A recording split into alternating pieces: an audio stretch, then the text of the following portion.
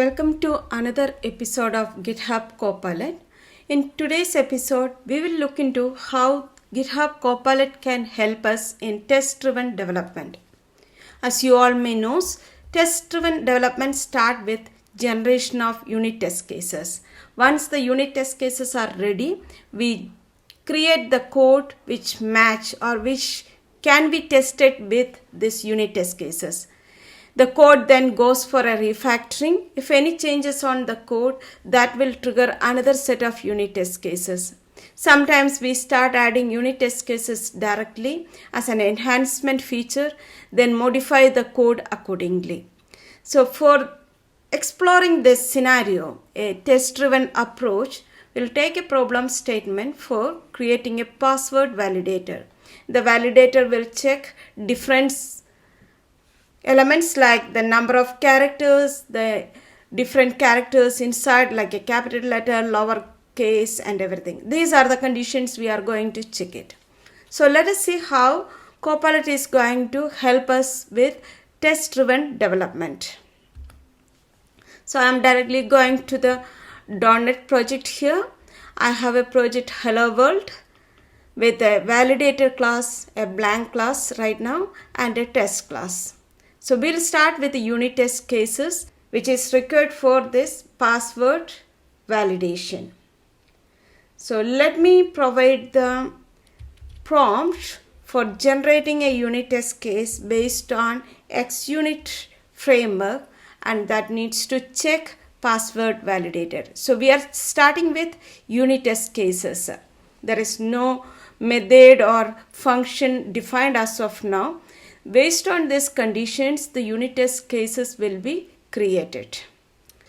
The Copilot is coming with a data-driven approach where one test case with multiple inline data is captured here, which will align to the different conditions mentioned as part of my prompt. So let me just take this test cases directly here. I'm not going ahead and testing further this one. The unit test cases are there available right now. Now based on this, let us go ahead and generate the code for password validator. So we can ask the Copilot to generate the password validator class based on the unit test cases defined in the above recommendation. So based on the above recommendation, recommended unit test cases define a password validator class. So it's going ahead and defining the password validator.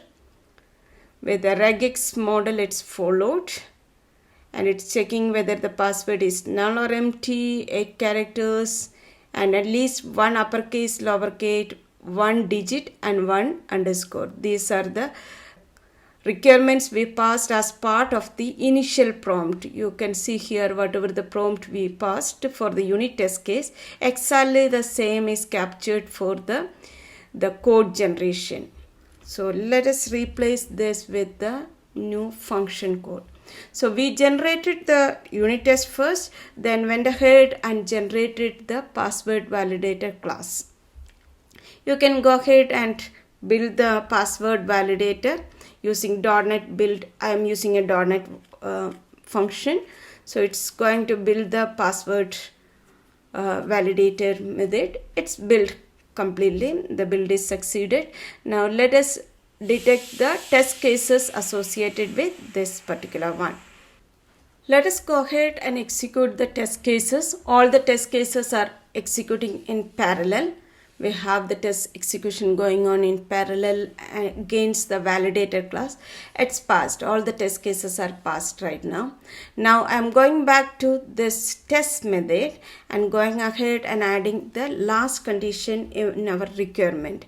That is, the first letter should be, or the password should start with a letter instead of a digit or anything. So I'm asking to generate unit test for the password validator to accommodate the condition first character must be letter.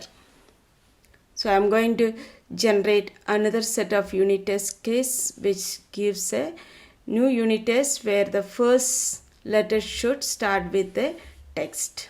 So its existing test cases are there. Along with that, we can add this new test case. So I am taking this test case as an additional test case here, which takes care of my requirement. Now save this one, again going to the test and detecting all the test cases. It's identify all the existing test cases and the new test cases. As we are not accommodated this as part of the code, some of the test case is going to fail now. So let us run the new and existing test cases once again. Two of the test cases passed where the first letter is not a character. It's here in digit and here is a underscore is came. So these two are failed. So let us go back and ask Copilot passing this information, or you can go ahead and select this code and specify Copilot saying fix the code based on the above unit test case. So based on the above unit test cases, I need to fix the code. Means I need to add one more test which indicate the first letter should be a letter. The first character should be a letter.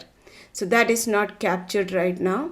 So this one is captured, that one. If you look at the new regular expression, A to Z star indicate the first character of the password is a letter. So again I am going ahead and replacing this one. The replacement is done. I can go and build the solution. Password validator app is getting built now. It's succeeded. Again go back to the test case. Earlier two of the test cases failed. Let us run again with the new code base, which should pass because we modified the code based on the new set of unit tests. As you can see that whenever there is a new condition enhancement, we are adding the unit test first. Based on that, the code is getting changed. This is one way of test-driven approach. Sometimes in test-driven approach, we modify or refactor the code. After the refactoring, we modify the unit test. Reverse also will be done. But every time we start with the unit test, then generate the code based on the unit test, align to the unit test. Wherever the unit test failed, you can ask the Copilot either regenerate the code based on the unit test, or even you can specify that my code is failed for this particular input, correct the code, or pass the failed unit test case to the Copilot and inform Copilot to modify the code accordingly. This will demonstrate how GitHub Copilot can be used as part of a test-driven approach.